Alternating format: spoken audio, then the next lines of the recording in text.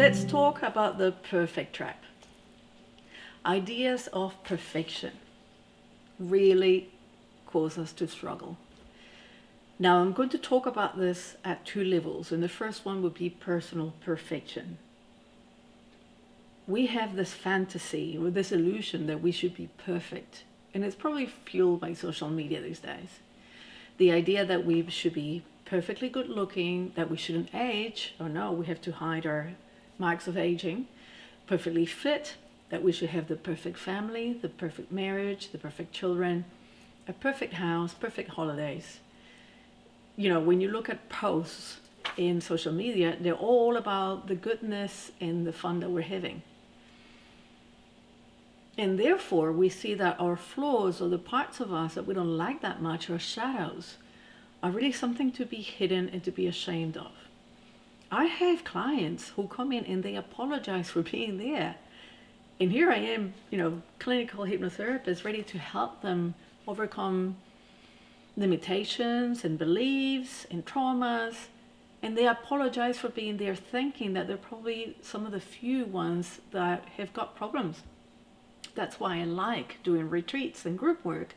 Because when you're in a group, you realize that your problems are not something unique. Everybody else has got a flavor of something like that happening in their lives, and we have a commonality of negative beliefs that all resonate with not being good enough, or not self-confident enough, or not being lovable enough.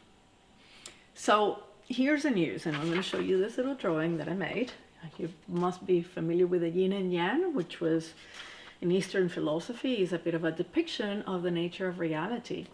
And you've got the dark with a dot of white, and you've got the white with a dot of dark. So even the nicest person in the world is going to have some flaws, some of them necessarily. And some of the nastiest ones are still going to have some goodness. The other level of the problem with perfection is when we think that life should be perfect. We should have gone to perfect school, we should have had the perfect upbringing, we should not have any problems. Problems are seen as, not even challenges, but more like a curse. We shouldn't have problems. And again, coming back to this, life is always going to have something going on. Even if you have a very rosy life, there's always going to be something that you need to work on. But this is the point. Darkness is the place where the qualities that come through hardship develop. You cannot be courageous unless you have had some fear to confront. You cannot be resilient unless you have had some trauma in the past. You cannot be resourceful unless you can use your resourcefulness in solving problems. So, what am I trying to say? First of all, there's no perfection, not in life, not in person. Second, look at those aspects of you or in life as an opportunity for growth. How am I going to face this? How am I going to solve this problem?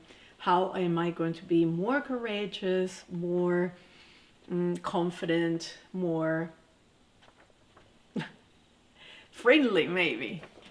How is it that those dark aspects of our lives and ourselves are going to empower us to become something better than we currently are, or different? It doesn't need to be better, just different, if you're not satisfied with what's happening.